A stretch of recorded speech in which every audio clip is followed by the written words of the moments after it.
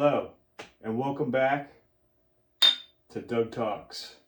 Today, I'm featuring a talking man, a working man, someone I actually have known for a long time, just haven't delved into the recesses of their mind yet. Mike the Gooch Margucci. Awesome, dude. Thank you so much for having me. This is really, really cool. I'm so glad that we get to do this. This is going to be really fun. Me too. I'm excited. We are featuring some new setup, some lights, a laptop, a piece of cardboard and some paper that says Doug Talks. It's like my favorite thing. Font. Yeah, I my love it favorite so thing much. too. It's what do they call that? Like garbage niche or something? Like I love that. Yeah. I love it. Something along the lines of that. Yeah. No, like I said earlier, it's so authentic. It's like a dumpster fire, but like at like a Paris museum. You know, it's like you're going to an exhibit to watch a fire of a dumpster happen. Right. You know, like when Banksy shredded his artwork, it's the same caliber. Yes, at the auction, yes. Right? Like yes, for $20 million, and then whoever wins it, they win it. It's like it got a timer and it just shreds through it. I love Instantly. I love that too. That story made me laugh. Oh yeah, no, that's like one of the funniest things I've ever seen. Yes, we have buttons. Thank you for having me. Thank you, Banksy. We have more buttons. That's actually hilarious. That's Little John. Oh, it's fantastic. We're gonna get started by asking. Nowadays, we're going to be using pieces of paper more frequently instead of just going off the cuff. Perfect. I'm gonna get a clipboard one day. It's gonna look legit as hell. But today's not that day. So, to kick it off in our existential and bonus round music podcast. Oh, cool. I want to see. Do you want to talk like religious experience, afterlife, free will? How should we live? Authenticity, suffering and death, the self, morality, society and relationships, meaning without certainty. And we'll start on one of those. I like authenticity. Authenticity. Definitely, yeah. All right. So, what have you felt when have you felt most like yourself? All right. So, obviously, the reason why we're even together right now is because of music, right? You know, talented drummer. Thank you. I appreciate that. Very, very kind. Yeah, I mean, there's just something about like you know how it feels too, dude. You're an amazing musician, but you know that feeling of, you know, just being behind a kit or at your instrument, right? And on the strings. There's just something about, you know, where I kind of feel like, I guess, you know, authenticity, yourself, you know, I just feel most the most comfortable. Like you think of me, it's usually me behind a drum kit, you know, really. I mean, to not go too far off, but I mean, also for a long period of time, I played baseball. So I was a pitcher. I played for like almost 20 years. I was lucky enough to play in college for Bergen Community. So that was another place you could say where I felt like the most like myself was on the mound. Yeah, so there's something to do, I think, what you're saying is that it's kind of like you want to be in the driver's seat, right? Like making the motion, making the action happen. Yeah. Yeah, like there's a lot of people that would be okay being like a passenger. And I feel like that's kind of your opposite stance. Like, absolutely. You know, you like a limelight, which is a wonderful thing, you know, because somebody's got to be there anyway. Yeah. And oh, absolutely.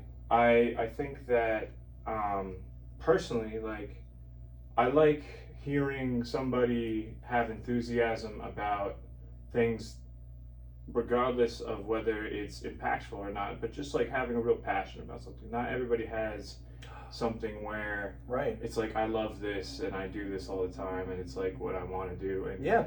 people are still working on Figuring what that it out. is. Yeah. And I feel bad if you know, for people out there who kind of maybe have a few ideas of what it is they love to do or what makes them, you know, what makes them who they are, like how they want to be perceived. But you know, but when you do find that, you know, thing that it is that you're passionate about and you love, you know, And music's a huge one for a lot of people. definitely. Oh, You know? and like you said, man, being in the, that's so funny. I've never heard anybody explain it like, well, kind of say like, oh, you like being in the driver's seat. I'm like, holy shit, I never thought about it like that. But I like the idea of like, all right, you guys ready? Like, you know, everyone making that eye contact before a song starts, and then it's like, all right, here we go, boom, right into the song. You know, there's something to be said about you know, driving tempo as a drummer and setting kind of like a rhythmic groove and like the driving force behind it. Like, I personally think that drumming is one of the harder instruments, not just because it's multi-limbed or whatever and rhythmic, but it is. You know, I see what you're saying. And like there needs to be some power, like, but it can alter the mood and the texture more than anything else. And I think, of course, you know, like if I played the same C, F, G, whatever progression, you know, it's been done in a way. But if you started to add like blast beats to it, it's now a metal song. But if you play it like a blues or a 1-4-5, you know, then it's a blues song. And I think that a lot of that comes from the backbeat of the drums, and it's like a texture and an ambiance and a setting that happens and is dependent on the drummer more than just tempo, more than just definitely. You know. I will also say, to add to that, is it also has to do with how you Doug, you specifically are touching the strings, right? You know, because there's also that, again, I play a little guitar, but I will die a drummer. But I feel like the ongoing debate with a lot of, I feel, you know, guitar players, bass players, stringed instruments is, you know, is the tone in the person holding it, or is it in the, you know, or is it because of the, you know, oh, is it the Gretsch, is it the Gibson, is it the Fender, or is it the amp that you're using, you know? Right. And I feel like that also is a big factor as well. I totally agree that, you know, the drummer, you know, usually the terms are like backbone, you know, driving force. But again, it's you know, there's no I in team. It's a group effort. There is, you know, each of us, we have our like important role. It's like a ship. I'm thinking like a pirate ship. Like, if the rigger dies, we all die. You know, if the navigator dies, we all die. Right. You know, we sink, we drown. You need a captain to be the captain. You need the cannon guy to be the cannon guy. You know, like exactly. It's something where, by working together and understanding kind of like where your role is, it's actually better than wanting to do it all on your own, because you can't run a ship by yourself like that, you know? And it's like, that's what sailed us across the seas. That's why we're here, you know, as Americans, and at least, and to me, that kind of history is important because it left legacy, and you can do the same kind of thing in a band context, you know, metaphorically. Right. And that's, you know, I didn't think John Bonham wanted to like be like Jimmy Page, you know, like even if there's a dynamic there that's like expressive and communicative and call and response or whatever, they're still understanding like their role in that context, you know? Absolutely. Yeah. No, again, like that whole idea of being, you know, knowing your role, knowing what it is that you do, and then again putting that all together, collaborating on it. Yeah, exactly. The whole, you know, the collaborative effort, gelling, having chemistry. Right. You know, you could say it about every band, like what made a bunch of bands great. You know, local bands, you know, big bands. Sure, you know, any example. It really is something else though to think about. You know, again, I'm gonna think about that for like a very long time now. The drive, I never thought about that. I like that kind of expression. You know, like I like using cars and motion because it's something that people understand more than like a metaphor or something. Yeah, you know, but like, also try to explain. it is to, a metaphor, I guess, but like a poetry metaphor. You know? I understand. No, but but again, try to explain to someone who I don't know anybody who doesn't love music. That's a really interesting thought in itself. But try to explain to somebody what it's like to be, sitting at a drum throne and you're just going with the song. Right. That's kind of a hard thing to describe. Have you ever seen the movie Soul? It's a Disney movie. Yes, I love that movie. I think I think that it may be one Disney of like plug. yeah, right. Might be one of the greatest I'll Disney be movies. sponsored by Disney. It's great. Yeah, right. Free trip to Galaxy's Edge, please. Thanks very much. Huge Star Wars fan. But yeah, no, I think that is probably the closest that anyone has ever come to conveying the the emotion, the feeling you get when you're playing a song, like where the mind goes, Sometimes I'm just thinking about the song. And you were referencing Soul? Soul, right? Yeah, because when they talked about what happens, like where it is you go when you are playing a song, right, when you're in the moment, and the way that it's just one like of those telepathy. It's probably, again, I think from like a visual, like artistic standpoint, that's like the pinnacle example of, oh my God, if you want to know how those people up there, playing those instruments are feeling, watch that movie. Yeah. That movie, it's rated PG, I think. And I watched it on a whim. I didn't have Disney Plus. I think I was over someone's house, and when I saw it, part of me knew that like Trent Reznor was doing some of the music in it. I had no idea. That's amazing. I think specifically he did the portion where like he opens like the portal to like the other world. Yeah. And there's like that mystical music. Like I was like, that sounds it's making more sense now. Yeah, I mean, I'm sure there's a whole group of musicians that worked on it. I don't think he scored the whole thing, but or I'm not sure, but at least that portion of it like stood out to me. Absolutely. But like that movie in particular, learning about how, the person, I forget the main character's name, but he has an accident, let's say. And falls down the sewer, right? Yes. And a soul comes and is like him in his body for a while, and he's in the afterlife. I'm pretty sure that's how it goes. Right. And when the soul is in his body, people at the barbershop, right, are responding way better than they ever have, because he only ever talked about music and stuff, and it was like the spirit was interested in the people in the room.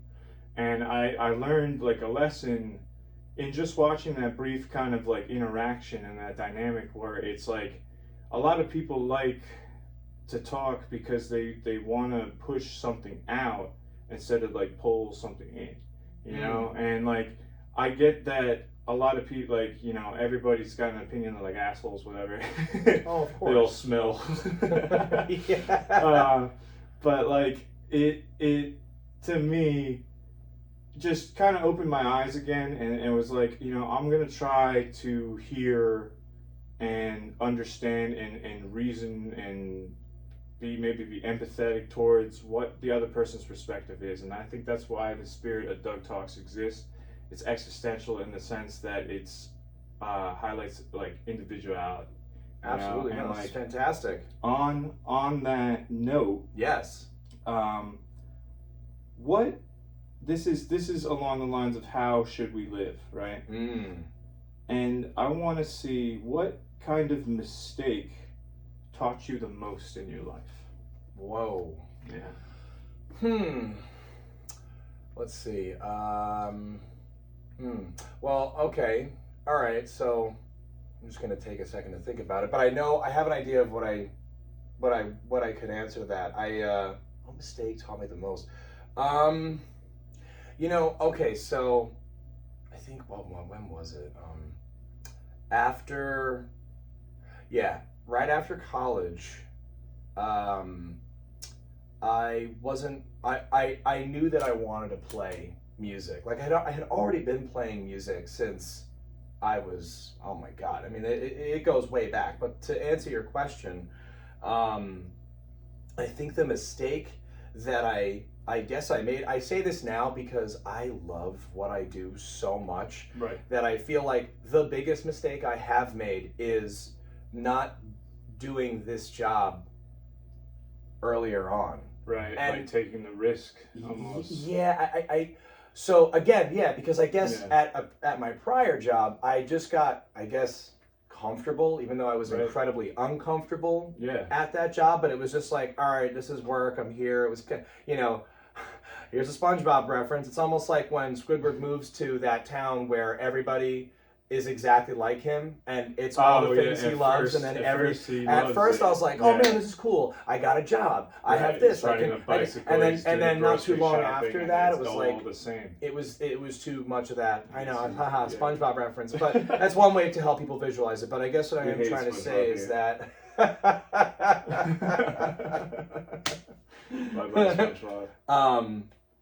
No, but so I'm a teacher for kids with special needs, right. and I have been doing it now for pretty much 2 years, and I absolutely love it. Yeah. And I love it so much that, to answer your question, I feel like the biggest mistake I guess, yeah, the biggest mistake was, so long story short, I come from a very, very, very big baseball and music family. Like it's a huge part of our identity. Like, yeah. And make a long story short, my father and some incredible people began what's called a Challenger baseball program for kids with special needs. And that's amazing. To also add to that, so for vacation, every August, it was like the middle end of the third week of August, we would go to the last 5 days of the Little League World Series in Williamsport, Pennsylvania. Wow. It was like the coolest thing ever. It's a lot of time, too. Oh my God. Yeah, I think we went for about 13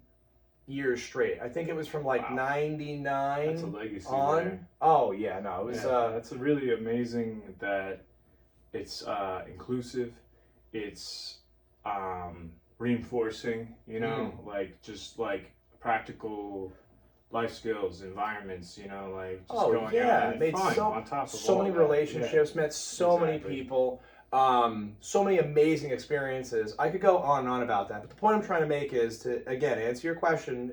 This is how I do this. Yes, yeah. So the championship game. So whoever from the United States wins, and whatever country outside of the U.S. wins, they have a championship game. So usually it was either U.S. and Japan. Right. Actually, Japan always has an amazing baseball team, incredibly talented. Love baseball. Yeah, right. I know, it's really something else. They're amazing. So the last Sunday is the championship game. However, that's at night. But so beforehand, what they do during at the beginning of the day is they have what's called the Challenger game. So it's all, kids and people, like adults with special needs, and they all pretty much hit off of a tee, or they're kind of underhanded, or even some of them can actually hit a pitch. Yeah. Right. And at the time, my dad was a district administrator for, I think it was like 13 towns or something. Wow. And the DAs get at the time, I don't know how it is now, but they got certain privileges where they got certain like we could get like special seats and stuff. Yeah, like a box seat or something. So I think it was like something like closer to home plate, kind of. Okay. Yeah. But what was really cool was, my dad was taken, aback. Like he was so moved emotionally from seeing this that he thought, he's like, well, I have this power. I'm a DA. Right. I know somebody or people that can help me do this. And I think, I could be wrong, the program began in Edgewater, but I think it's almost going on 20 years. I think it began in like 2006 or 2007. 2 decades, yeah. And funny enough, coming up on 2 decades. It's that, which is, to me, is absolutely crazy. So I was what we call is like every kid, and again adult, has a buddy. So somebody that's with them the entire time during the game. And I was a buddy, and my good friend Jordan, we clicked like you wouldn't believe. And it was an amazing experience. We were both the same age, and I think that kind of, I think that kind of helped him and me kind of understand. I had never done anything like this before, Right. and we clicked immediately. That's awesome. And his family is amazing. They're wonderful people, and so are all the people from Challenger. I'm just saying specifically who I had worked with at the time, but they. I had done this for a few years, and then I think once I had started working, like I got out of high school, went to college, and I started working, relationship, bands, like the whole thing. It was a lot. Right, yeah, it happens quick. But I again, to answer your question, I say I made the mistake that taught me the most was, I had already been volunteering doing that. Mm-hmm. So, all those years I wasted at a certain job, I wish that I had just got into the special needs field just smoothly, like right out of high school, So I have another follow-up then. If the volunteering, like, I wouldn't phrase it negatively. Like, to me, it's still experience, right? It's still, like, I feel like even if it's what led you to find this, like, it couldn't have happened any other way. Like, absolutely. That's something with, like destiny and trajectory, even if you don't like believe in like a guiding hand or something, it's something where like you have the one life you have, and it had to happen in a way it did to like get to where you are. Like it's like people are like, oh, I wish I could change this, or I wasted 5 years here, and it's like you can't think of it like that in my eyes, because it has to happen that way for you to realize that sentiment. I feel like it was a part of my arc, you right, know? Yes. Yeah. It's like, oh, okay, all right, I had to learn, arc. Yeah, exactly. I feel like the Dark Knight, like I rose from the ashes of the food industry, and now I found something that I'm passionate about, I truly love, and I feel like it's beneficial in every meaning of the word, and it feels like I'm giving back in a way, right? Yeah, like it's the least I could do. Right. Yeah. I also work with within the special needs community at a high school, and to me, one of the greatest rewards is knowing that I'm leaving behind like positive attributes and kind of like a role model figure especially to the kids that I work with. And that it's like it's changed. Like I got a lot of compliments, like not to toot my own horn. You got a horn. but I got compliments for seeing the change in one of the students I was with, my main student I worked with. Amazing. And they used to sleep all day. The person they were working with didn't really care about their progress or anything. Oh, no. And it's completely 180'd or, can't come around. And it's wonderful. They do work. I mean, they still have moments like anybody, but absolutely. To hear that I had made such a positive impact, and I think like overall when they finally graduate, it's gonna leave an impression. I think they'll miss me, hopefully. I think so. I think so. I hope it leaves an impression just in the way that like they try to achieve some of the things we've discussed of being better, moving forward through things, working on it. And I think that kind of mentality and the patience and the the patience. Usually when I tell people what I do, they go, oh my God, you must be so patient. And I don't really even think about it that way. And I think it's because of how passionate I am about it that it's like I'm happy to go to work, I know I'm like really privileged and blessed and incredibly lucky to be able to say that, because I know there's some people who they go to work and it's like wah wah wah wah wah wah wah wah wah. But do we have You gotta. I can do some good sounds, man. I got some impressions for you. Wait, hold on. Wait, is this not what we need? No, it's almost. Din Din Kiss and Hey. This? Oh yeah, never mind. It's still recording. That's awesome. Awesome. I like Yeah, that. there you I like go. that. Oh, well, we got Little John. Yeah, right. What? Like I gotta get up and work again? What? Yeah. That's the mentality. Right? You know, it's ungrateful, and I think I know that may be condescending or sound condescending to people, but if you have running water, you have a house, or like shelter, It's perspective. you know, man. yeah, like you're doing better than some other people in this world, Oh, and yeah. to be able to go to work and to have the free speech, at least currently, to say that you don't like it or whatever, you can't take that for granted. Like it's people are censored in the world. People are starving. People are unhoused and homeless, and you know I don't want to get too crazy, but No. you know, I like, hear what you're saying. No, it's, yeah. again, like I said, it's all about perspective. Sometimes, like, you know, Yeah. it could be even things that you see out in the world. You know, you just see certain people, and you can just see that. You know, I'm a very empathetic person, right. and I feel like I could take one look at a person, and I have an exact idea of what they're going through, and I feel like, oh no, why do all of a sudden I feel this way? And it was something that I didn't really understand as a little kid because I feel like I had always been that way. Right. Like I think one of the earliest memories, I mean, I'm surprised how long I can remember back, but I think one of the earliest memories that helped me realize like I was an empath all along. I remember, I think my grandma took me to a park once as a kid, one of the many times, and we're walking around, and there was like an older man by himself on the bench, and he just looked really sad. And as like a 2 or 3 year old, I thought to myself, is he loved? Does somebody, you know, does somebody love him like my grandma loves me? Is someone, you know, is he happy? Like, you know, I hope, I hope as a child, I hope someone loves that man. And I was like, oh, okay. I didn't really think about it too much. But then when I understood what, you know, empathy was as I got older, it was like, holy shit, this has been going on for a long time, you know? And it's a cycle, and people go through those range of emotions, and I think it's not impossible for someone that isn't feeling grateful now to get to the point of empathy.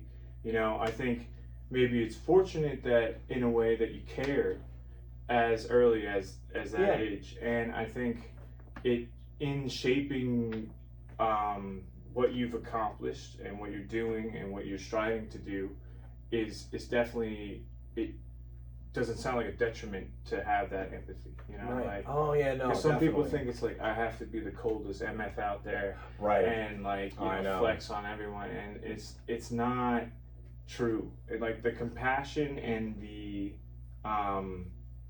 care, right, when it gets down to it, is what matters more, and the consistency, I would say too. Of course, doing it every day and being grateful to do it is like you're gonna achieve more than random successes at the expense of other things, you know, like at relationships and whatever. Yeah.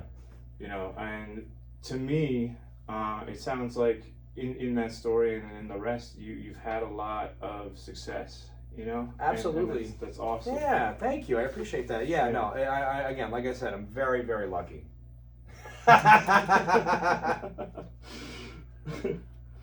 All right, let's see. I want to get into some ground Doug Talks has previously covered. Nice. So, what would convince you that God exists? Oh my God. Oh man. Whew. Well, I mean, you know, I was raised Roman Catholic. I went to a little private Catholic grammar school growing up as a kid. And that's where I met my best friend of 30 years. Shout out to Joe Fredo. Love you, dude. Doug Talks loves you. Yeah, I mean, I know that it's such a profound...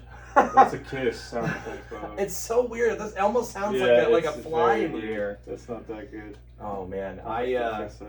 Yeah, I mean, wow, that's such a wildly deep question. I mean, again, at the same time, it's just, I think it depends on, you know, your faith and what you believe, and, you know, I do for sure. I mean, I guess that you could say it's a part of, like, you know, background and whatnot growing up, but I don't want to disappoint your audience. I don't necessarily have the deepest answer. It's just, I feel like it's just something that it's kind of like one of those indescribable things. Obviously, it's not something you can see, taste, Like touch, or smell, but it's almost like it's kind of like you ask these, you begin to ask questions like, how'd we get here? Why are we here? It's all the what and why questions of it all. But wow, man, that's the whole podcast. Yeah, no, that's really something else. I mean, yeah, I've had a few guests on, or really more like 18 guests, and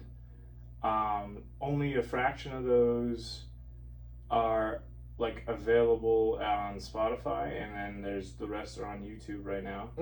But when it comes to the variety of answers I've gotten in similar veins of that question, like, is there a God? Like, do you believe in the afterlife? Kind of stuff like that.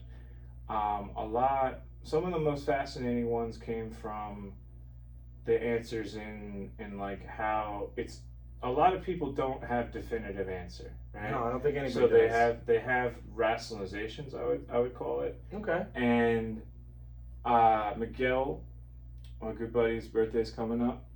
Happy almost birthday. Almost birthday. Yeah, it'll probably be past while this comes out. He said that he thinks of it in mathematics, right? Like like the golden ratio? Right. Yeah. Yes. Down to like, just spiral Fibonacci kind of. It was created through and can be understood through mathematics because of like gravity and black holes and things along the lines of that. Because not that they understand all of what is a black hole, but like when you get into like force and mass and all those things, you start to see sequences and patterns and pi and all this, and he really thinks that like God exists in the mathematical equation of the universe, right? Like, right, yeah. And I found that fascinating. It's fascinating. It really is. No, because you see the patterns in things, and that's why once you started saying mathematics, I was like, oh right, golden ratio. I don't know where I saw it or who I was talking to about it, but that did come up. More of like the perfection of that, and it's like it almost. I think someone used it like a compass, like to prove that, right. And drew the golden ratio and like basically said it was like proof of existence of God. It was a fascinating video to see. I had never seen it that way. I don't understand it as well as I should for this kind of podcast. But yeah, it's again it's one of those questions where I'm not going to either convince your audience or whether to or not to. It's not a matter of convincing. Like I said, it's expression of individuality, and I have a beautiful minor community, if anything, where it's there's no hate or malice in like comments or anything, I think if you get it in the vein of like, this is what one person thinks, out of a sea, like a drop in the ocean, you and to me, it's all beautiful because it makes up the whole ocean, and I love that. To me, like, I'm pretty sure, I don't want to misquote him, but like, I don't think Joe Billy believes in God, right? Like, okay, yeah, and because I had him on as well, and I'm pretty sure he said no, but I might be wrong, and I'm not gonna continue talking because I understand. Yeah, like I just don't want to misquote him. But to me, like it's fair and it's valid, and I'm trying to remember if there was some reasoning. I should have revisited that podcast, but other people have said that they believe in like a higher spirituality, not necessarily like a deity kind of thing. Right. I always bring up the example of like polytheism, so like anything to deal with like multiple gods and like Greek mythology and stuff, instead of like a monotheistic, singular, only one, all creating, all everything.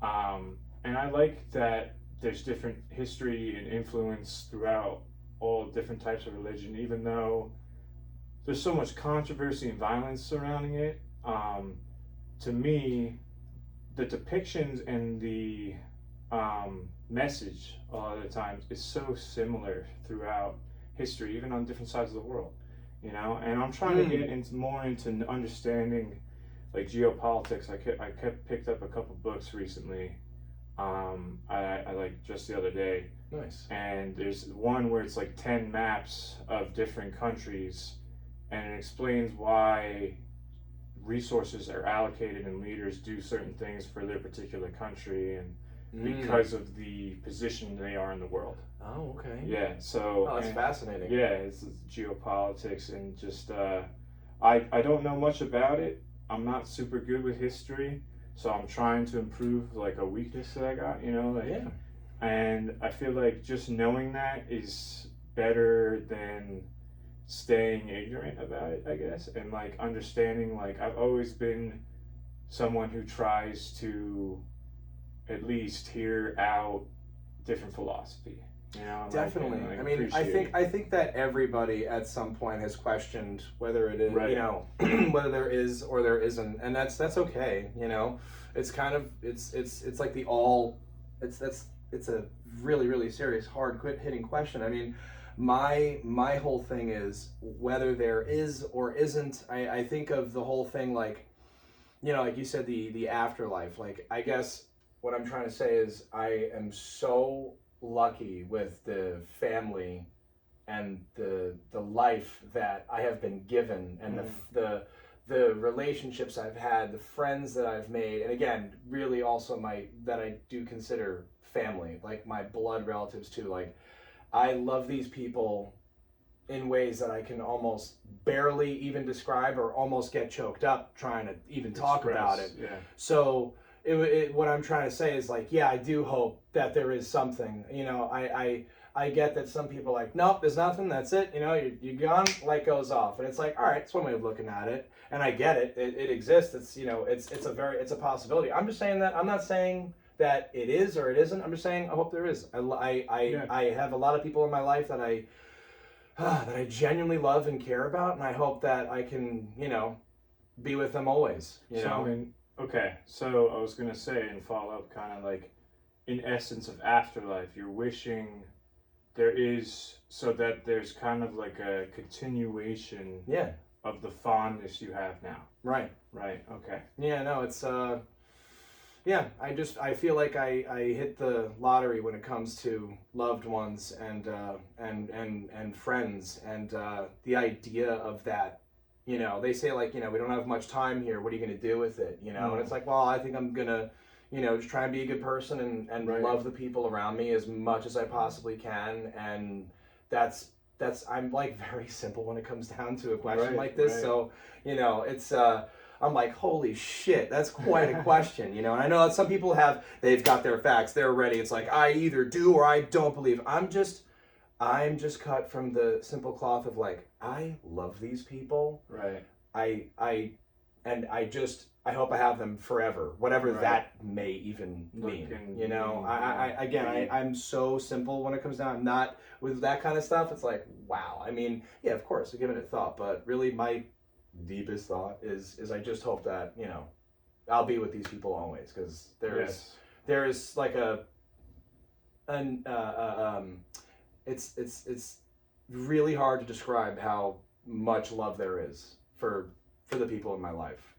Yeah. I'm glad that you recognize that love. I'm glad that you feel like fortunate about it. Oh yeah, It's like something that's become like like, I feel like the luckiest person like in the world. Luxury or something, you know, like. Yeah, like some people, you know, they look at riches a certain way. It's like, nah, like I am rich. I like how you describe it. Yeah, it's definitely in the vein of like love and compassion and things, and just like real care and yeah, it's fortunate in a way. Not everyone is the same trajectory, but right. To realize that you're like blessed or whatever, Yeah. on the lack of other words for that is I can see how it's shaped where your interest and your work have aligned with things. Right. You know, like, yeah. And that's a really amazing to me. Awesome. I mean. Awesome. Yeah, no, I have been given a lot of love, and I have a lot of love to give. Yeah. You know, I can tell. So it's there, and it's not going away anytime soon. You know. Yeah. I'm just gonna keep on shining. You know. Yes, I do. I Right. do know. I'm trying every day too. I'm up to like 11,000 steps a day, walking It's great. every day, and then eventually, man, I'll be jogging. Oh, I thought you were gonna say 12,000 steps. Yeah, well, same vein. And then after that, man, I might even run. It's great. Yeah. Let's see. Let's see what else. Do you have a decision that's changed the course of your life? Like maybe this, like other than like I decided to delve into like a community like that, like is there something that really like was like defining in a sense of like you built a character? Like I can think of one. I don't want to share it, but I can think of one.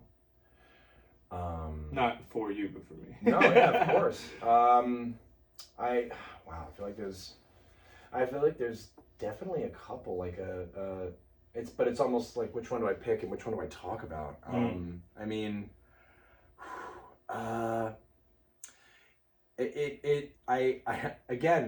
feel like it all will come back to music. I feel as if I sometimes think about how different my life would be if I didn't take an interest in the drums. Like what would I be doing? And it's kind of such a weird concept or idea to even think of that. It's I don't even know. It's right. But it's amazing to think that maybe if I didn't join this band, or if I didn't do this, or if I didn't go to this show, or if I didn't do that, like would this have happened? Would you think about like how what's that they call it, like the butterfly effect, like you move like so if I move this, butterfly flaps its wings, it causes an earthquake like 100,000 miles away. Right. Like that's the butterfly effect. That's I think what the main like example is. Yeah. So it's from the little flutter of a wings in the forest, the vibration, it carries through all these different channels and all these different paths and reactions. And then it gets to the point where it's like the multitude of all that. There's an earthquake in Chile, and it was wherever, like it was North America that. No, I know. Butterfly, I now that I'm really thinking about it, I mean. Again, I kind of feel like this whole career change has really been the biggest, really, really the biggest one. That and my health too, been really going to the gym seriously and taking care of myself, and it's it up as well. Yeah, man. No, it's and mental. It's another place where I feel like myself. Drums, the my job, gym, the beautiful woman, like it's all it's like that's where peace is, man. Tranquility. Right. Yeah. And caring about the relationships and the ethic, like not necessarily looking for like the win, but looking for the consistency in those things and the everyday kind of value of like reinvigorating. Like I go to the gym not just for my fitness, but because it like I don't know, it makes me feel good or whatever. Yeah. Like Yeah. No. I feel. It's not There's vain. nothing. It doesn't Nothing sound like feeling. machoistic or vain. Like no, of course. No. It's yeah. I just want to obviously, who doesn't want to look good? But I think it's more about feeling good, and I definitely like feeling good. And it keeps you keeps you clear. It does. Because it's like a place where it's I mean, it doesn't you could. Whatever it is that bothers you, you could take it out at the gym. If something bothers you, you can beat the shit out of the drums.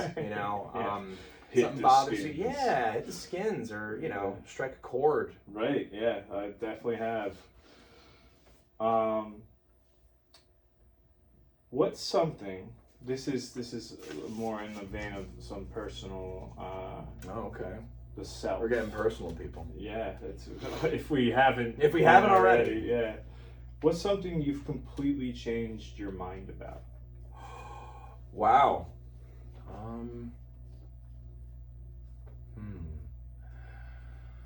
Oh man. There's definitely a couple things. That's for sure. definitely one's music related. I guess you could say another one's more relationship, like, you know, relationships related. That I've changed my mind about. Again, also, I know that you're probably looking for a little bit of a deeper answer, but to start, a little bit more of a surface level, used to be very, very, like anti whatever was mainstream, kind of music wise, not necessarily culturally, but especially growing up, you know, like I felt like while everybody was listening to like, you know, like G-Unit or you know, like or even an Eminem, like everything I'm talking about eventually grew on me, but at that time I was like, what, you don't know, like you're not listening to Zeppelin, you're not listening to Beatles, you're not listening to AC/DC, like it just kind of even those was bands felt like so like, oh my God, so like left out. But I was like, why was I so stubborn about that? Right. You know? There's something even with those bands you mentioned though that are still like accessible to me in my eyes.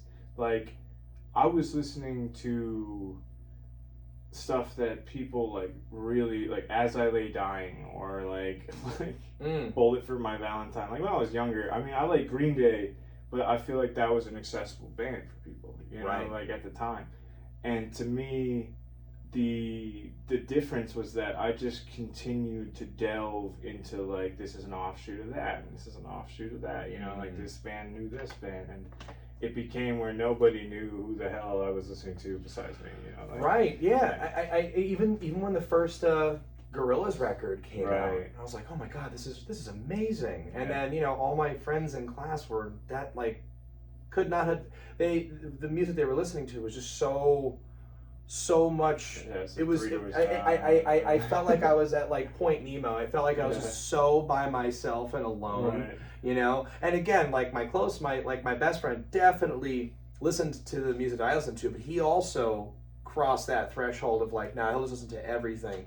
But again, as I got older, I totally just let go of that. And I think what really helped was playing music more and kind of realizing how there's a similarity, like, you know, like a lot of music is like sampled, and what is it sampled from? And then you realize it's like, oh, it's a lot of like Parliament Funkadelic, and like, you know, even the Amen break is from, I think that's Clyde Stubblefeld's, that James Brown's drummer, right? That's who that is? I'm saying that right? So I'll make sure I'm on top of my drummer knowledge, you know? I know there's Sugarfoot, that was Michael Jackson. Yes. I don't know how that guy plays in leather shoes. I don't know how you do that. I mean, to me, even just the fact that it's like iconically like sampled, like so much, like just some of the grooves are just so tight. Like even Michael Jackson, who's known as being very professional or best at, you know, his thing, was saying like, sometimes I make mistakes, but like Sugarfoot, he never makes a mistake. You know, like, I know. I think I saw the same video. Yeah. He never. Yeah. No. That kind of like, I aspire to have that kind of like laser precision, as especially, I don't want to say especially as a drummer, but again, it goes back to what we were talking about before with the whole being the backbone driving force. It's like, you don't want to make a mistake as a drummer, you know. Yeah, that's the one instrument. You know, I was speaking with someone, I forget who, but they're like, it was Caroline Romanelli, Embrace DIY, Madison Community Arts. I was at a show there, and she was saying, it's like, that's the one instrument where it's like, if you mess up on drums, like people know. Yeah. Like, oh yeah, they'll know. Like, you mess up, it's kind of like, you know, even the people who don't play, even the people who don't play an instrument, you know, the listeners, they'll go, huh, what was that? You know, but then again, what it really comes down to is, we're not, like, I have okay, so not to add on to the other question about, you know, something that I changed my mind about was, I have to be perfect. I have to be perfect. I have to be this perfect drummer. I gotta, and then eventually I made peace with like, we're not, no one's perfect. Like it's no one's perfect. But get Close. damn near close. Right. Closer And every day. then the mantra became, you know, all right, let's not, you know, okay, we're just going to be, you know, super lax about making it. No. It went from I have to be perfect to I got to be better about hiding my mistakes. So, like a perfect example, I remember there's definitely going to be a lot of Schwam talk too.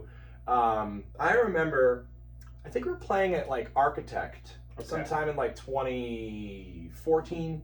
Sure. I think I'd only been in the band like a year, and we were playing. I think that was when we were covering Generator by the Foo Fighters. Okay. And there's a certain fill, you know, in the song. There's before the chorus happens. There's 3 different fills before each chorus, and I fucked up the fill.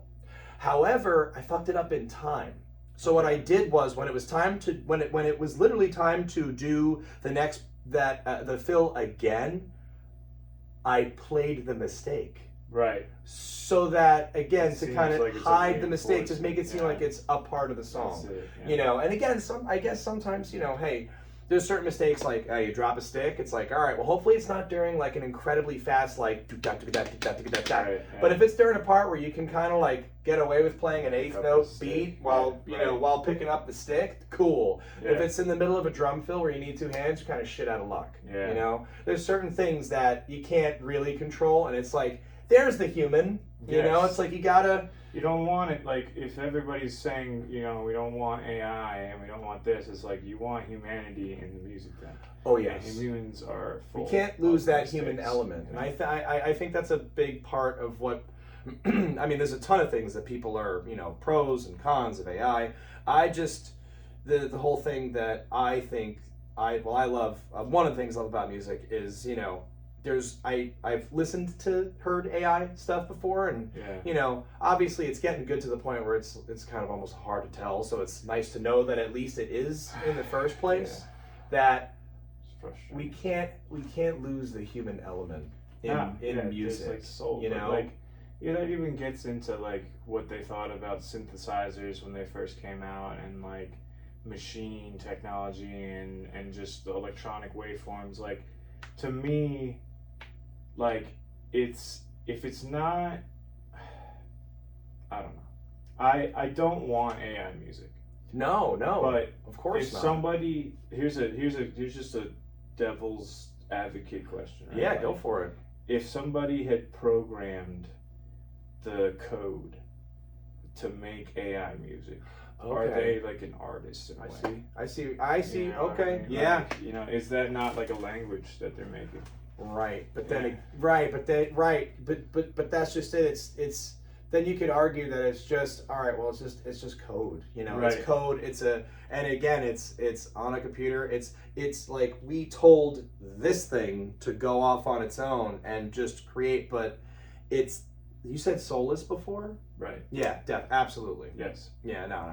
And that's my stance on it as well. Yeah. I'm not advocating for it, but I think people that are using it and are like, you know, they don't see the problem or they want just the revenue or whatever, that may be a way to like rationalize it for them. Like that's like putting myself in their shoes kind of situation in my eyes. Like, I think it was last year, like right around this time last year, that I think YouTube ended monetization for AI generated, which is music. Beautiful, right? Yeah, I know. It's like, hey, go ahead, use it, whatever. But again, you're gonna take money away from like actual human musicians who love, who love creating, you know, and like kill themselves doing it. Stuff, yeah. I to me, like hearing the entirety of the System of a Down's, like, you know, Toxicity, but it's the Mario 64 sound font. Like, it's funny, right? Yes. But it's not like I don't need that, you know. Like, everything's again, it's almost like, well, are you gonna make music with it, or are you gonna meme everything out? Right. You know, you're gonna basically meme everything to death. You know, are you gonna use it as a tool, or is it just to get laughs? You know.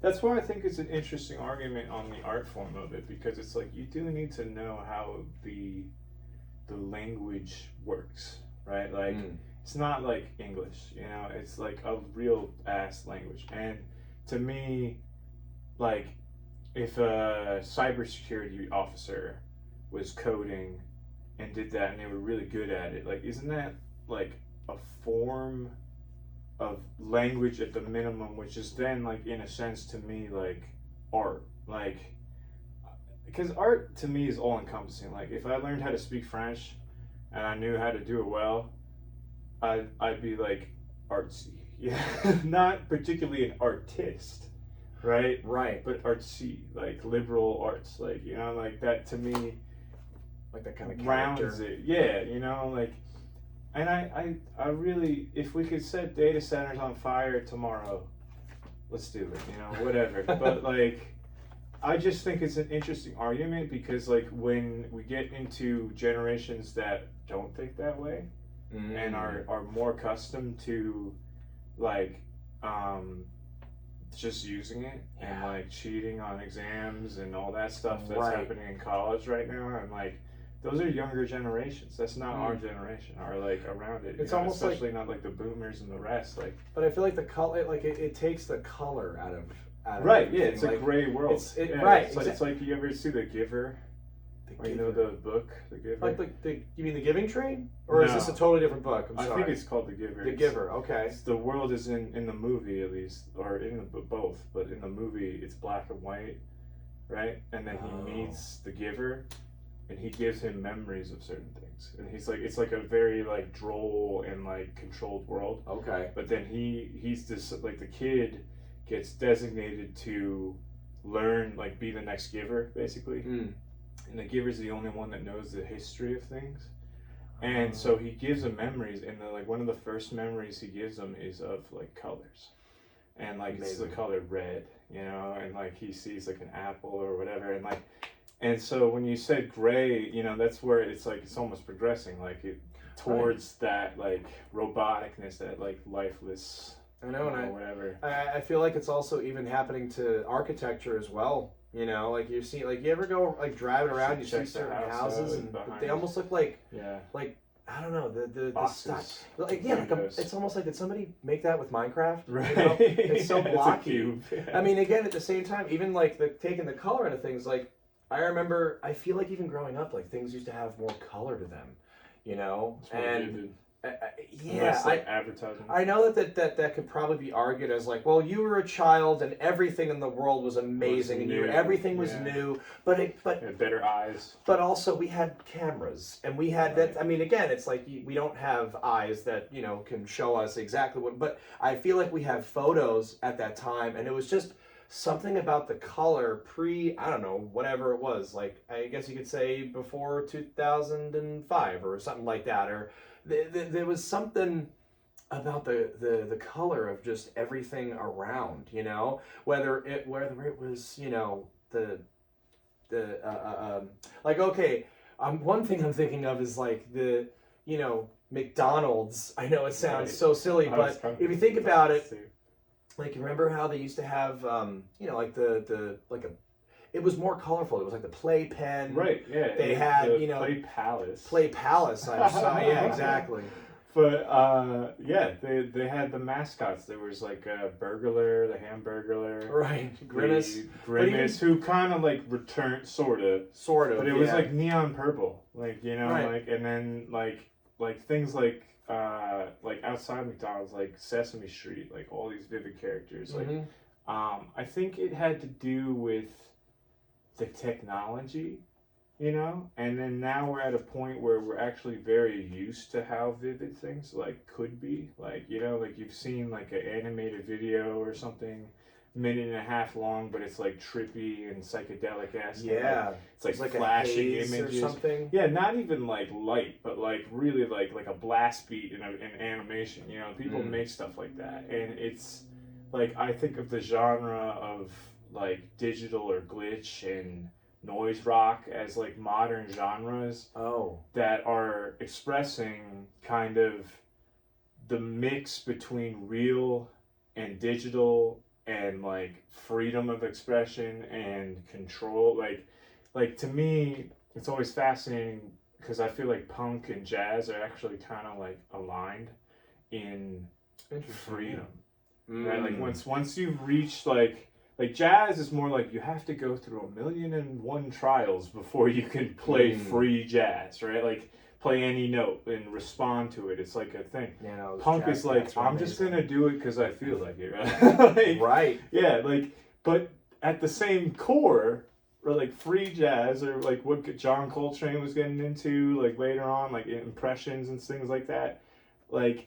Or even Miles Davis, like Bitches Brew, and like the freedom of the notes and just change, like playing a chord doesn't have any relation to the chord before it, but we all know what it is, so we can play notes that align and make it happen as it's working, right? Like that kind of thing is like, I feel like they're both full circle. Like, you know, like you get to the freedom where punk started in a way at the freedom of it, right? And there's like, there's structures to it too. Like there's like, you know, new wave or whatever, and hardcore and what's made nowadays, and like there's still formula to both of them, you know. Like I just really find that a fascinating comparison because people would never really take that as like, it's got a signature sound, like you instantly recognize it when you hear it, you know. Exactly, both. No, like sometimes I'll even tune through, you know, the radio, and I think there's a jazz station. It's one of the 88s. I'm not going to quote what it is. I'm sorry that I don't know.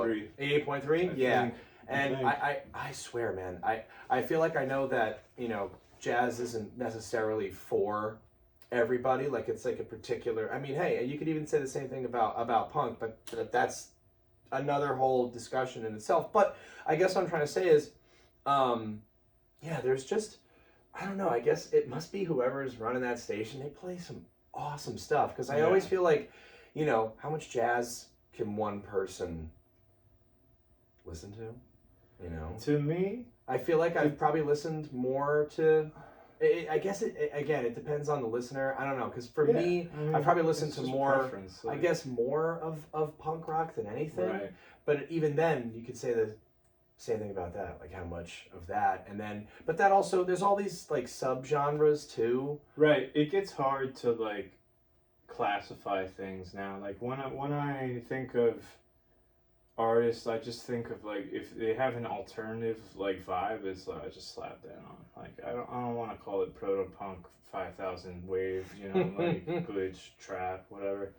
Like it, to me, you know, it doesn't, the genre actually takes away in a sense what it's bringing to the table, right? Because like you're putting a label on something that is supposed to be just an expression or a feeling, right? Like it's like you have to define it. Like why do you have to define a feeling? Like, you know, like like I get you have like happy and sad or whatever, and that's basic, but like unless you're a literary major, it doesn't really matter, you know. Like you just like you just feel that, you know, and hopefully it translates. Like one of my artists that I haven't seen, but I really want to, but they don't really tour that often, or at least here, is King Cruel.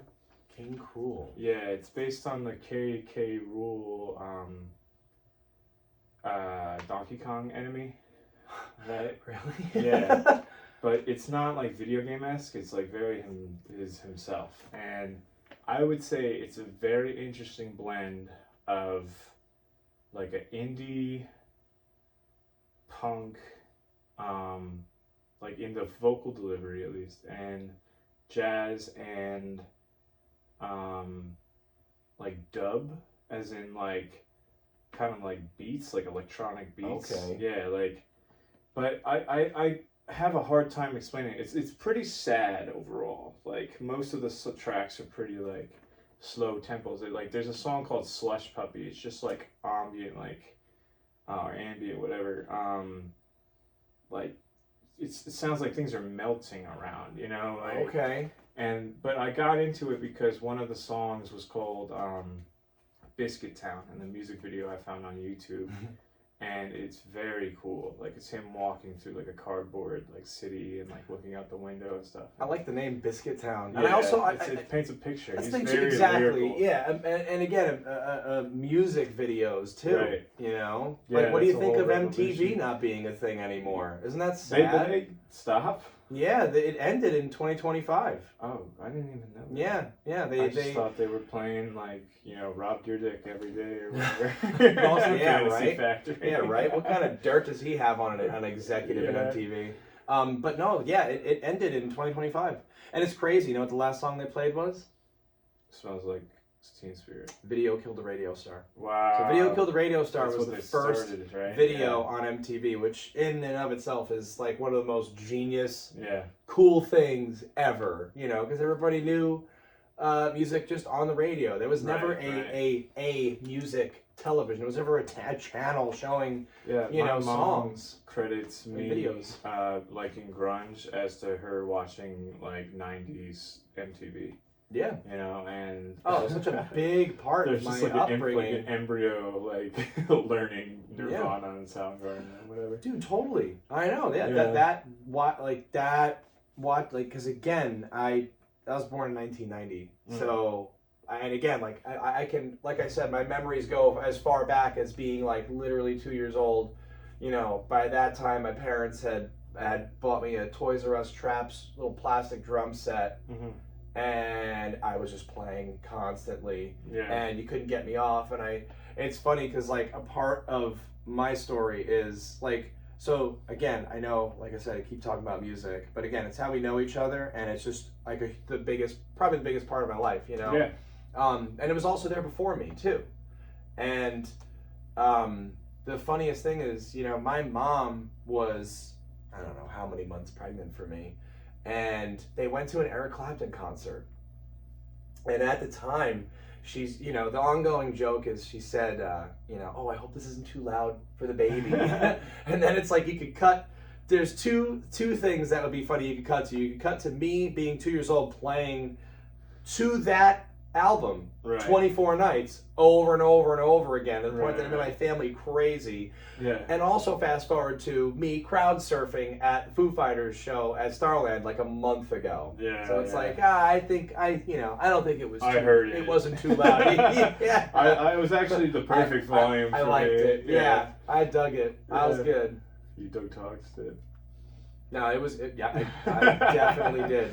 Yeah, no, that was it. I feel like that was the beginning of it for sure. Yeah, there's something to say, like, I don't know. I know that it probably doesn't make any sense, but like to hear music, like they say that like if you play classical or whatever to like I've heard the that stomach, like it actually makes the baby happy or responsive or whatever. Like, dude, my parents played music all the time. Like there's a huge cabinet in the house full of vinyl records. That's awesome. And growing up, man, they played records all the time. It was a constant thing in the house. Like growing up, music was just always on, and it was blasting. We had this awesome stereo, and I just, I heard everything from, Beatles to, Tom Jones live in Las Vegas to, I knew that if, so I would wake up on the weekends, and if I heard Carly Simon, like, "You're so vain," if I heard that, I knew my mom was, like, cleaning the house like a crazy person. But it's funny, though, because, I with music, I always, it's always, I associate memories with music, so there's certain songs I hear and like, oh well, that's like the soundtrack of my childhood, or this is this, or this I heard this song on this day, and like also went through periods of rediscovering music. So I was like, listen to a lot of music at the age of 2, but then kind of got interested in baseball at the age of 5. So I was listening to music still, but then around 7, rediscovering certain songs. I was like, oh, I remember that song. Yeah, I had a real interesting experience where like I had gone to school, elementary, middle school. My mom would take me in, whatever, and we're listening to DHA most of the time. Cool. 5.5. Yeah. And then when I finally looked at Led Zeppelin, like on my own terms, like 18, 19 years old, which is like late. Yeah, a little late. Yeah. And I was always a little behind. it was like, oh my god, like I know this song, and oh my god, I know this song, Right. you know, like and it Just was like knew. 8 tracks, you know. I was like, I know so much Zeppelin, I never knew who they were though, like I Right. just recognized the music. You knew, which you knew the was sound, wild. but there was Yeah. nothing to connect the picture to. Right, Like, I didn't you know the title or like all the words, you know, like it was more like melodies that I recognized. Right, and they just stayed stuck with you. Now it's like, yeah, like ingrained in me. You Right. know, like Oh, it's like I can't imagine like the, you know, Yeah, going at not least a knowing week, it, right, yeah. right, or going a week without listening to some Zeppelin. Like, how Right. could you not? You know, yeah. it's like every time I just hear it's like I just want to drive faster. I I don't know. played that with Godstone. Oh yeah. Yes, and Oh, we, it's but we awesome. did it in C standard, which was like Oh, really, must really have been heavy. so Yeah. heavy. It was kind of crazy. That's heavy. awesome. Oh, so it's like Queens of the Stone Age plays Led Zeppelin. Pretty much, yeah. I love Pretty that. much. I It was love fun. that. That Oh, was a that's fun one. awesome. Must have been so heavy. Yeah. It Oh, was, I dig that. I loved playing that one in particular. Like. Oh, of course. Yeah. And we did Song for the Dead too. Jake's pretty good at that intro drum. Hell part. yeah. Yeah. Yeah. And it's so cool. I don't know the exact story, but I know that drum part is like from an old school, like hardcore, maybe potentially DC band related 80s punk song. That intro. The whole thing? Yeah. Well, not the whole thing. I'm sorry, just the very end. That Oh, right, okay. that comes from like a hardcore punk song from I Sounds think almost the like mid '80s. Black Flag to me or something. Like it's very possible. Right, I feel yeah. bad that I don't know Because because I I know- love that. Like, Mr. Halme fucked with Black Flag and stuff, shit like that. Like, I'm sorry, yes, that was a teacher of yours? Josh Halme of. Oh, I Princess thought you said Science. Mr. Hame. I did, I I thought did, you said yeah. Mr. Hame. I was like, oh, Isn't it? Yes. No, you're right. I never get his last name. No, right. I just didn't hear it correctly. No, of course. I think. I always I say think, it like that because No, it's you're- like I feel like No, you're right. It's Hami. Yeah. when you say his name, it's always like I've met that guy, but like I have no idea who the hell. You know, like you gotta meet him a few right, times. like, and I don't want to. Is the thing, like I don't want to meet him because I feel like it would be very disappointing in a way, like in the like sense him of, specifically, you mean? Yeah. Yeah, I know. Usually people say don't meet your Yeah. heroes. I know. I feel right. like He's somebody mine. I feel like that would fall into play. I love him. I love him. Unfortunately, I don't. yeah. I can see what you're saying. Yeah. You know, but if there is anybody that I could meet, it'd be Dave Grohl. Yes, That's see, I something feel to like I got him. He has that like aura where he wants people to enjoy it. I feel like Josh is like if he doesn't even fuck with you, like he's really not gonna fuck with you. You know what I mean? Like, and I just don't want to deal with that. Like, Yeah. you know, I'm And it's so tough 'cause over it's- like a harsh like if I got the opportunity to play with them, that would be fantastic. But Oh my it's not, God. it's not something where it's like I need that. Like I'd rather carve my own thing Absolutely. and then have like it kind of crash in like a wave into that territory than be like I spent my whole life idolizing you, like I want you to be my dad, like like shit like that. Like there's people I feel like that really fuck with just like how he does things and take it to an extent in replicating it that is actually like too much. It's like you're taking too much away from the individual. Like I understand you like it, but like I still try to do my own way of playing all the time. Of You know, course. like even in honor of his own Yes. songs or his Oh, songs. you can. you Yeah, know, no, like- you can. That's a tough thing too. Is how can I create something and not almost copy and paste this thing that Right. I love that inspired me to do it in the first place? Right, yeah. You know, So that's I don't want to be a tough. clone Or- of something, you know? Like I want Yes. to be like an original that just likes something that came before. Like Right. it gives the proper homage or whatever. Yeah, and you know what? There's nothing wrong with that. That's I think that's just the right way to do it.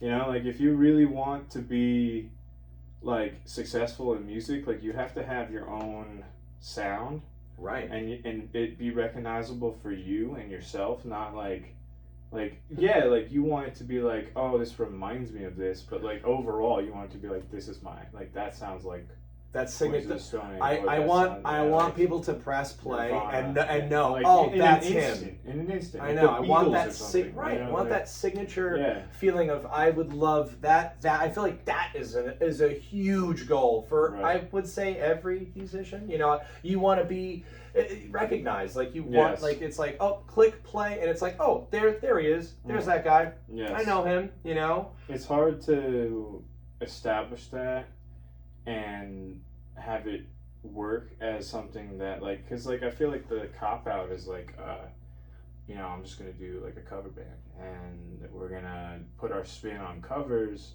only. It's like that to me is almost like I don't diss anybody, right? Yeah, because I was gonna say, But- dude, like I love doing that stuff too. Yeah, You know?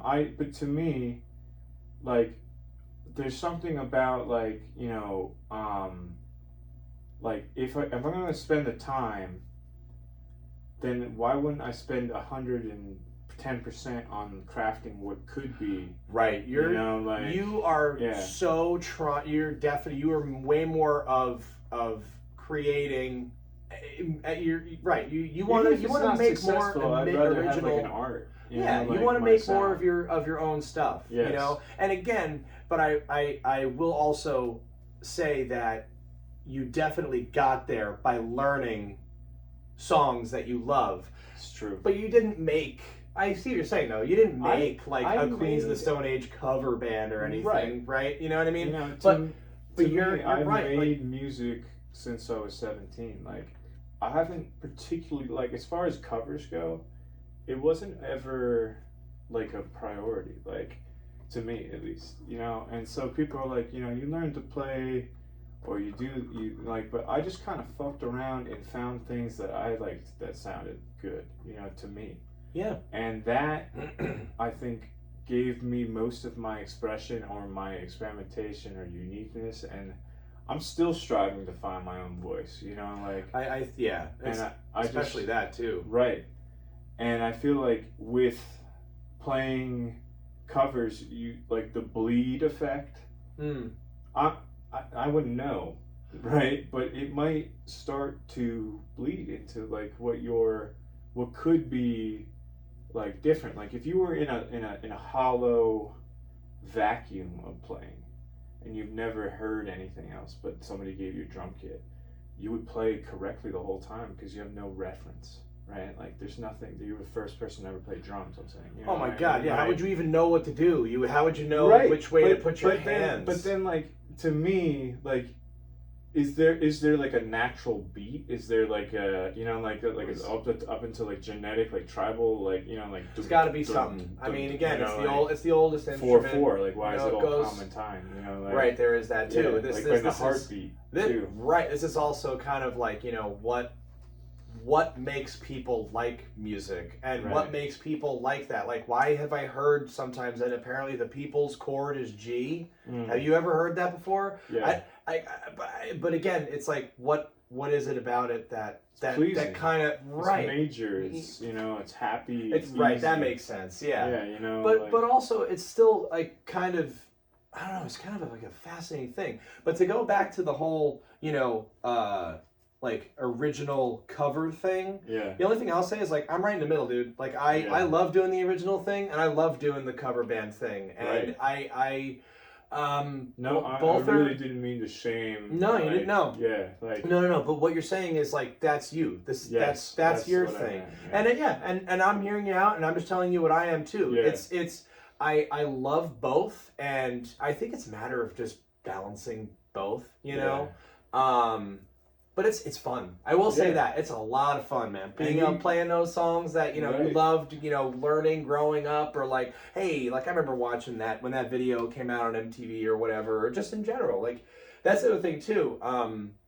You know, I literally grew up just hearing all these songs constantly. Like my dad played drums. My brother's a drummer. My brother is like currently still like killing it, and he's playing in a bunch of different cover bands, and he's just got gigs, you know, lined up like crazy. I think I'm actually gonna go see him this Friday and Saturday. He's playing at Sunset Pub on Friday, I believe, and I think Saturday he's playing. Oh God, I don't want to say the wrong town name, but I think it's Karlstad. By the time this comes out, it won't matter. But yeah, no, but I understand what you're saying. You don't want it. You don't want it to, bleed into it. And I think that's the other thing that you were talking about before, where it's tough to create something. Like, how do you just go, all right, well, I'm just gonna play these chords in this pattern, and and I'm influenced by this band, and I'm gonna maybe try something similar, but I'm gonna do my absolute best that it's not just copy and paste. Like, I remember once, this is pre-Schwan, so many freaking bands that I've been in, but there's this one band, really good friends of mine, Leo and Eric, and we made a bunch of songs together. It was a fun band. It was a 3-piece. Okay. We're all big Foo Fighter, Nirvana, and Chili Pepper fans, and that was a very interesting group. Yeah. And we did mostly originals. We'd sneak in a cover here and there. But we did play a lot of covers. Like, that's kind of how we were able to gel and play music with each other and communicate. And then at the end of the night, we would write songs and stuff. Right. And I remember I was like, hey, I got an idea. And I started playing a song, and it was kind of like a slower, heavy riff. And it was like, do, do, do, do, do. I knew it was gonna be that. And I was like, I said, hey, this kind of sounds familiar. Yeah. And then I realized that it was Nirvana. It was a Nirvana song, but it wasn't Teen Spirit. I think it was Drain You. Oh, it was either okay. Drain You. I think it was Drain You. Yeah, but I played it so slow. I tried to get it to be more Doom-esque. Right. And I went, oh fuck, it's Nirvana. It was like, there's your perfect example of trying not to let it bleed, and it bled right through. Right. I think there's a way. Give me a sound. There's a way to make it deep, but I don't know yet. Oh, like a modulator. Oh, yeah, I love that. You've had, what is it, sulfur hexafluoride? What the hell is that? I think that's the chemical that Adam Savage breathed in on Mythbusters. So he did helium. Oh, right. Okay. And he's like, yeah, and then he breathed in.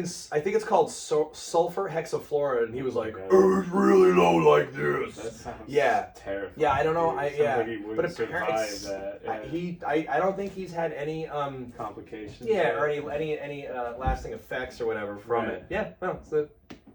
Yeah, no, that's I'll have to check that out. Yeah, as far as when I start my death metal hardcore band. Yeah, know? Right. You're trying to hit those low guttural screams. Exactly.